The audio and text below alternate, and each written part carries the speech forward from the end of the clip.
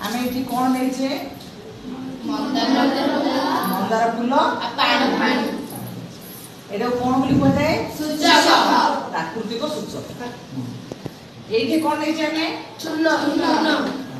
एइटे कोन हमर हळदी मध्ये ओटे कोन प्राकृतिक आमे एठी मंदार पत्र को कोन कले आमे मंदार फूल सहित फूल को आमे कोन कले एठी गरम पानी रे एटे कोन ना हमर को वर्ण हिच हमर लाल वर्तमान आमे कोन करबा एटे लेंबू रे कोन खाए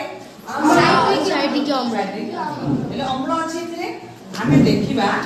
ए जो अम्लडा चिपुड़ी लेथे लेंबुडा कोन होउछि हमर आर परिवर्तन कोन होउछि हम देखा एथे आमे किछि पानी नैछे मंदार फूलर पानी नैछे आमे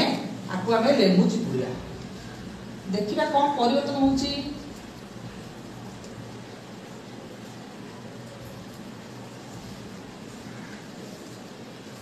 देखिलो बिले कोन परिवर्तन होला परा रेड कलर टिके पिंक कलर होता है देखो तो किछि परिवर्तन होउछि कि लक्ष्य करो।